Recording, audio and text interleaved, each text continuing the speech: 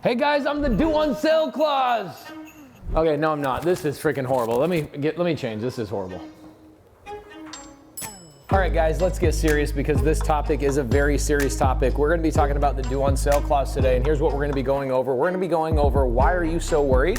Where does that worry come from? Should you be worried? The answer is yes. Short answer is yes, you should be worried about the due on sale clause. What is the due on sale clause and the acceleration clause? What is the process? How does it actually work? Do you just lose the house immediately? The answer is no. We'll talk about that. How do you fix it? We'll talk about that a little bit. And has it happened to me? The very short answer is yes. I've had the due on sale clause called on me 10 times. I'm currently dealing with a due on sale clause right now. They do happen. And I'm gonna tell you at the very top of this is that the level of worry you should have is level 10. Let's draw a little spectrum here. 0 to 10. If this is you, you should have a level 10 worry about the due on sale clause. Why? Because you don't know anything about it. If you don't know how to set up your paperwork properly and you don't know how to overcome it, then I would worry about it as a level 10. This is what we say on my team. We say, good. Another story to tell people about how we got another due on sale clause. It happens probably 1 in 500 transactions. It does happen. But I say good because we know how to handle it. My team, and when I say my team, this is what my team looks like. We've got Molly. Molly is my head of operations, so she's my ops manager or head of operations. Allison is our head TC, and then we've got amazing women. We've got Alyssa, we've got Heidi, we've got Hannah, we've got Shelly. Oh my gosh, Shelly's so great. Shelly started out not knowing anything about being a TC, and she's one of the best people I've ever seen as a TC. Kelly Humbarger.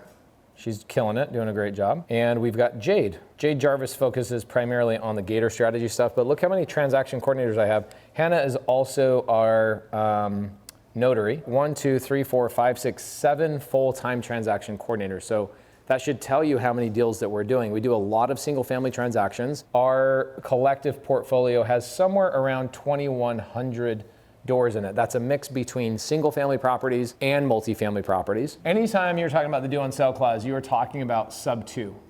You're not talking about seller finance usually. Sometimes you will run into seller finance due on sale clause, but that's very rare. Let's say that a seller who owns a house decides they're gonna sell the house to you on seller finance. So you make monthly payments to them and you have an agreement with them. Let's just signify that with an A. They have an agreement called a promissory note and a deed of trust, right? That's the agreements between two parties on a seller finance transaction. And in this agreement, 99% of the time, it does not even have a due on sale clause in the agreement. Very savvy sellers will say, I don't want you seller financing that to the next person. Right? So now I could technically take that agreement and I could do what is called a wrap. If you guys want to know what a wrap is, go type in paste Morby wrap or go down in the description down below. I could 99% of the time sell it also to somebody on seller finance so they make a monthly payment to me. By the way, this is happening thousands of times a month. Sellers that are very savvy, the 1%, they will put in your agreement that they want the due on sale clause in there as well. I also have gone through the due on sale clause 10 times. And then I have students that have gone through the due on sale clause probably closer to 100 times. So we are pretty savvy when it comes to what it is, what the process is, how to handle it, and how to overcome it for the students inside the Subto community. So, oh man. I have an attorney that's doing all my paperwork, and Sean is constantly going and doing continued education, and he's learning from other attorneys as well. So I don't need to worry about my paperwork and my process because I have the #1 attorney in the nation. So if you're an attorney watching this with me and you want to make a criticism, go ahead. We know more than you do. Eileen Brown, 51 years in escrow, primarily around creative finance. This is the woman that taught me creative finance. And I talk about this in Wealth Without Cash, and we can get this on Amazon. Chapter 1 is all dedicated to Eileen Brown changing my life and helping me out with creative finance when I first got started in the business. And then Molly, who is my head of operations, who does all the, I don't do any of the paperwork. Let's jump into what the due on sale clause is. What is the due on sale clause? The due on sale clause happens when, let's say a seller, every deal starts with a seller, right? So here's the seller. Seller says, all right, I'm ready to move, but I have a lack of equity. I'm gonna get an agent involved. Now, I'm not a licensed agent, nor would I ever be a licensed agent. This is a high-paid job. I don't want a high-paid job. I think this is great. I used to have a high-paid job, but I upgraded past that. Now I'm a business owner. I'm an investor. And I hope that all real estate agents at some point become investors. But as of right now, This agent is the agent that takes commissions to sell the seller's house. Sellers hire agents because they don't know what else to do. So the agent goes and puts this house on the real estate market. Okay, let's call it the MLS, multiple listing service. This is where real estate agents only are allowed to list properties, and then the buyers have another agent on the other side. So the buyers come along and they tell the agent, hey, we want X, Y, and Z in a house.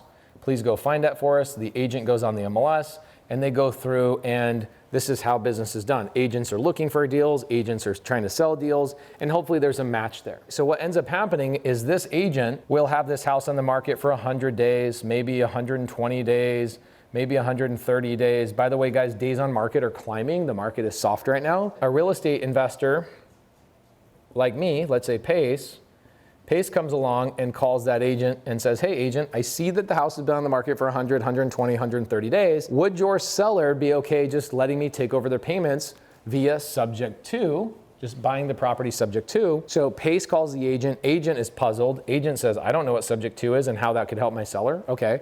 Well, let me give you a video. I'm gonna give you a really great video. I'm gonna give you a private Zoom that I did with a seller. I spent an hour and 15 minutes with a real estate agent who was saying, I don't know what subject to is and I don't know how it could benefit my seller. I'll give you that Zoom. It's a recording of a Zoom. Truly, 99% of the time, these agents just don't know what they're doing. So the process is, Pace calls the agent. The agent's puzzled about creative finance.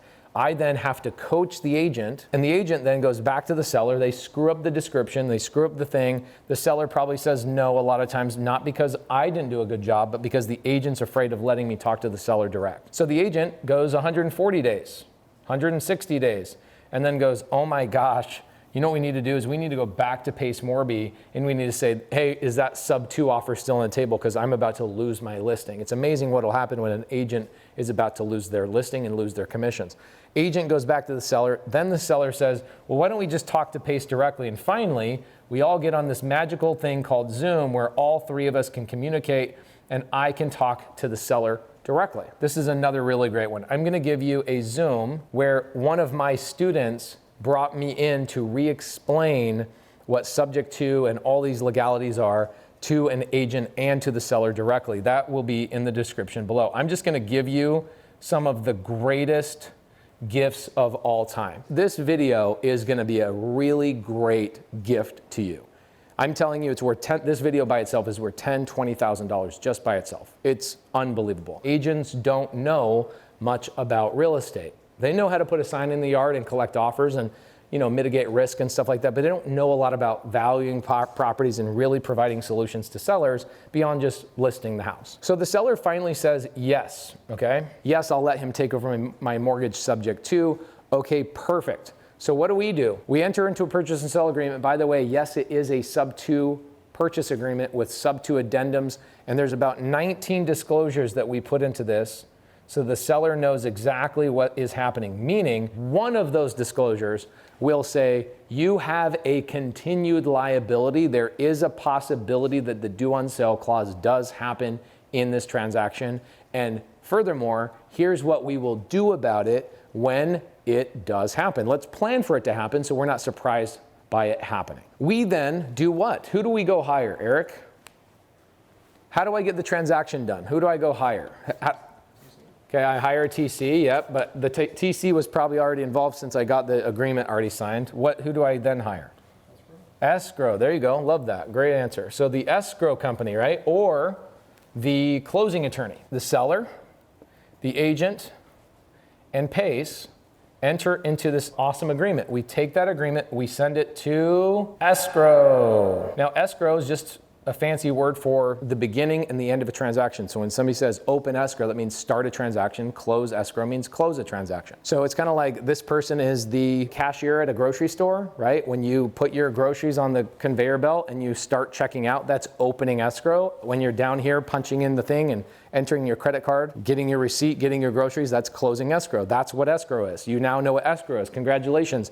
I bet you your broker, if you're a real estate agent, your broker probably never explained it to you in that simple of terms. You probably probably still didn't understand what escrow was until this moment. If you just learned what escrow was, make a comment down below. We open escrow, we take that agreement, we tell the escrow officer, hey, we're buying this property subject to. They go, no problem. It's a very simple process. Subto has 7 less people involved than a regular cash transaction. Is that even possible? Yeah, a lot of times we just don't have an appraiser, we don't have an inspector, we don't have lenders, we don't have all of these things. None of those people are involved in a Subto transaction, so it's a very easy transaction. Now, what's happening? Well, what's happening is the seller has a deed, that's the ownership, and the escrow officer is taking that deed and they are transferring it into my name. But the one thing that they are not doing is they are not paying off the seller's loan. That is where the due on sale clause comes in, is that the bank over here, the big fancy, let's make a big bank with all these windows. They got lots of glass. Look at that big glass.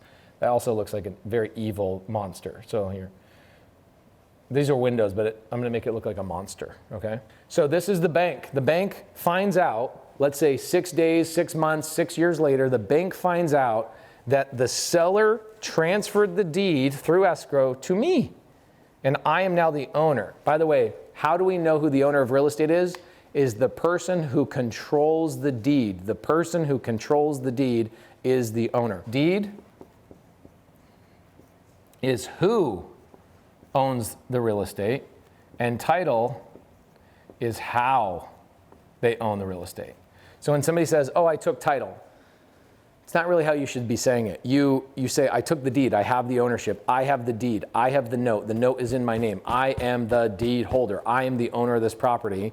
Title is how I own it. So this is how you would do it. So Pace Morby owns this property through an LLC or tenants in common or whatever else. Title is how you are holding that property. Deed is who. The deed has been transferred into my name.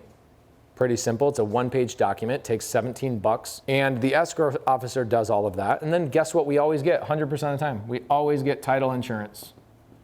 If you ever run into somebody that tells you don't get title insurance on a Subto transaction, I'm telling you right now, I've had multiple attorneys tell my students, no, you don't need title insurance. That's lazy and irresponsible. You should get title insurance on every transaction. Every transaction. I'm going to say that again. Every transaction. The bank finds out that the loan has not been paid off. If you were the agent or the broker that was worried about the due on sale clause, you now understand what is going on. The bank sends a letter. They send a letter to me. Here's what the letter does, is the lender gives me 35 days to remedy the problem. What's the problem? The problem is the deed is no longer in the seller's name. The deed is in my name, but we did not pay off the loan. People will say, how is this possible? Here's a house. If the seller owns the house, there's 2 documents that govern this house. One of them is the debt, and one of them is the ownership. Okay, and the ownership, what do we call that? That's the deed, right? The debt would be the mortgage. The mortgage and the ownership have nothing to do with each other. Uneducated people, they think that the bank owns the house. Guys, the bank does not own the house. The bank does not own the house. Do you have your phone? Where's your credit card? You got a credit card? How much money you got? I'm gonna pull out Eric's Freedom Card. Is this a credit card? Mm-hmm. That's a credit card. Mm-hmm. Okay, so if you use this money, whose money is that? Not mine. It's not your money. If you decide you want to go buy this with that money, who owns this? I do. You're telling me that Chase owns my Sambazon drink? Is that logical? Is that logical? It's not logical. This seller can transfer the deed over to Pace for a measly $17 at the county recorder's office. And I am now the owner of that property. I have the deed in my name. It's simple. It's that simple. Now, I've given you a big old long history on the due on sale clause. I've given you a lot of stuff. Hopefully you understand some key elements. First and foremost, the bank does not own the house. The bank does not own my Sambazon. Okay, I have borrowed money to buy a thing that I own, and I simply just pay the debt back. That's it. It's an agreement, but this is mine. Do me a favor, write this in the comments. The receipt of real estate is the deed. You know what I do when they say sign? How do you sign your name? Do you sign your name like actually legit? I try to. I'll do stuff like this. I'll go, boom. Or I'll do a swoosh. I'll like go like this, like I'm doing a Nike swoosh. I don't care. Nobody cares. Nobody's checking your signature at the grocery store. It's a complete lie. You can scribble. I have my daughter sometimes do this. Nobody cares whose money you're using to buy the groceries. All they care about is, are you going to pay it back? And so that's the same thing with real estate. The bank doesn't care if you buy the house subject to. They just care that it's being paid back and it was set up properly. So you deeded the property to Pace Morby subject to. The bank is upset by that. So what do? They send you a letter, and it's a demand letter. Okay? The demand letter does not give you a fine, does not threaten you, does not hurt the seller's credit, does not hurt you. It doesn't do anything except make you aware that the bank is now aware that this has happened. This typically will happen within like 30 days of a Subto deal happening because somebody did the paperwork wrong. They did the paperwork wrong. This is why having a top tier TC like Molly is important, and an escrow officer that knows how to do this and a closing attorney that knows how to do this is really important. It takes you from the spectrum, right? We talked about that spectrum. The 0 to 10 spectrum. If you don't know what you're doing and you're just lying to yourself, you should be here. You absolutely should worry. If you have a dream team like me, I have literally 0 worry. In fact, my team says what when we get the due on sale clause? Good. We got another story to tell. How we overcame the due on sale clause. Good. If you are one of my Subto students, I want you to go into the vault. Okay, the vault is subtocourse.com. And inside the vault, we have 10 plus Zooms inside that vault that every time we have a due on sale clause happen, we do a Zoom called PACE studies, not case studies, but PACE studies. We show you the address, we show you the demand letter, we show you the step by step, the workflow of how to overcome a due on sale clause. What's the process? Here's the process. The bank, this big bad bank, right? Now I got to draw this bank again because I erased it like an idiot. That one looked better or worse than the other? The other one looked better, didn't it? Okay, so the bank sends you a letter, and this letter is a 35-day demand letter. You're going to call the bank. The buyer, okay, not the seller, but the buyer, Pace. Somebody on my team will call the bank and let them know, hey, we bought the property subject to, letting you know, hey, we're making the payments, what's the problem? I'd say 90% of the time or more. The bank will say, oh, great, we just didn't know what happened, perfectly fine, just cool. Who's the servicing company? And they get synced up. 2, if that does not work, which that does happen, we'll actually have to go through and we'll do one of multiple options. We'll do an executory contract, okay, or we'll do a lease option, land lease,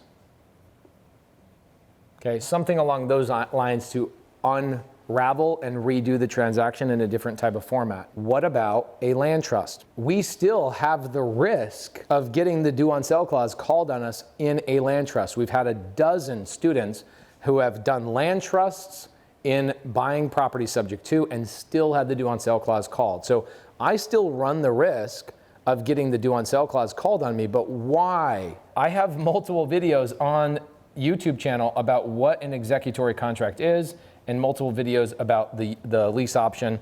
And we also have other videos on the channel about what an executory contract does in order to overcome the due on sale clause. Why am I doing a land trust if these are the better options? In the state of Texas, okay, the state of Texas, you're the only state that is really hard to do an executory contract or lease option. All other 49 states, executory contracts and lease options are easy. It's common. Even though I'm doing a land trust, I still run a very small risk of getting the due on sale clause called on me again. And if I go that route, then if I get the due on sale clause called on me a second time, which we've had that happen as well, in all other 49 states, I will go this route. In Montana, it's a land contract. Okay, that's what an executory contract is called in Montana. I'm doing a land contract right now on an RV park because the seller is worried about the due on sale clause. So if you are a seller and you're really worried about the due on sale clause, then ask your buyer to just do an executory contract from the beginning. Okay. Now here's the problem with the executory contract. You think brokers and agents don't know anything about Subto and seller finance? You're right. Guess what? They're going to know very, very, very little about executory contracts, even though if these brokers and agents are honest with themselves, They have this thing called CE classes. And they're all going to cringe when I say this, but they have required continued education classes that actually teach executory contracts in all 50 states. And still brokers and agents, you know what brokers and agents do? They hire their cousin, their brother, or somebody else to take their continued education class. I've sat there and watched them. They just click through the classes and they skip everything. They're not learning anything in those continued education classes. So even though it is legal and agents are taught this in continued education every 24 months, they still won't know. But if you're a seller worried about the due on sale clause, then I would ask your buyer to just do an executory contract because it gets rid of the due on sale clause altogether. In fact, a land trust is the last thing that last resort I would ever go to. And the reason I'm doing it is because it's in Texas. Hopefully that makes sense. Now, I've given you a house. I've given you what these things are. And I've also told you that I have had due on sale clause called on me, and I've never lost a house. I've never had a seller ever get their credit damaged. I've never had a seller get in trouble from the bank. I've never had a seller have a problem whatsoever with any of this stuff. My sellers are friends of mine. They send me Thanksgiving things. They send me Christmas cards. My sellers become my friends. We don't have problems with our sellers and how we run our business, okay? Now, here's a couple of gifts I'm gonna give you. I did an agent class a couple of months ago where I had 50 real estate agents come in and learn creative finance for 4 hours with me. Sean, Eileen, and Molly and myself taught for about 4, maybe 5 hours. We fed those agents, had them come into my office, and I want to give you that. That's in the description. How much is that going to cost them, Eric? $3. Here's the thing, if you're a student, we have way more education on exactly how to do this. Slower, Q&A. Hey, Pace, I've got this house. How do I overcome this? Molly actually does the paperwork live. Amazing stuff. So if you're a Subto student, go into the vault. Remember, I have those 2 agent calls. I have 1 call with an agent that the agent just was curious, what is creative finance? And I'll give you that Zoom in the description below. I'm just giving you all sorts of gifts today. Then I've got another call with an agent plus a seller who thought my student was being sketchy. And I went in and actually overcame this on a Zoom as well on a Hawaii Subto deal. When somebody comes to me in my DMs, typically what I tell them is I say the due on sale clause is a joke. I've done 7 videos on my YouTube channel. I've given explanations. Go ask my students. So if you want to go ask my students and do deals with my students, where should I go to find Pace's students? Free Creative Finance Facebook group. We have, as of today, I think we have about 140,000 members. And 20,000 of those members are actual trained students of mine. Those 20,000 students help the other 120,000 students get deals done, raise money, all of those types of things. If you heard somebody that's lost a house, it wasn't one of my students. A due on sale clause is from people that don't know what they're doing, have bad attorneys, have bad agents, and have bad education. Okay, my students are here. They're not worried about the due on sale clause because they know they can go into my vault. They want to go into my live training. Come here, let me show you something kind of cool. You see all these green blocks right here? These green blocks are all of the live Zooms I do on a weekly basis. 39 live Zooms about every topic that you can imagine, 2-hour deep dive on everything, every single week for 39 Zooms. Super helpful. These students are trained 39 Zooms a week. They pick and choose where they want to get trained. When does that training end? Never. Those 20,000 students that are trained go to the 120,000 people that are not trained in my free Facebook group. That might be you. Go in there, do deals with them, post questions. They'll help you. They'll link in with you guys. Hopefully this has been helpful. Hopefully this has been something that you want to share. Let me know what questions you have below. If you guys have an attorney that thinks they know more about the due on sale clause or have a differing opinion, I'm all about collaboration. I'd love to. It's been probably 4 years since I've learned something new about the due on sale clause. There are people that are losing houses to the due on sale clause because they do know what they're doing and they're still losing houses. Perfect. Well, maybe there's something I can teach you because I've never met a single person that's lost a house to the due on sale clause or even had their credit damaged or a bank mad at them or any of that stuff. If you go to YouTube, check this out. 2 years ago, I have a video, 26,000 views, due on sale clause. I have another one, due on sale clause right here, 5,200 views. How to handle due on sale clause, 3.2 thousand views. Due on sale clause here, 5,000 views. Due on sale clause solutions here. Due on sale clause, due on sale clause. Okay, I think we've done 7 total videos on the due on sale clause. So I would maybe tell my team, hey team, let's put a whole due on sale clause series together in the YouTube channel, and this will be video number 1. So if you guys want to learn more about this, go and watch some of the older videos that we've done. Hopefully this has been a good overview and a long video for you, and we'll see you in the next one.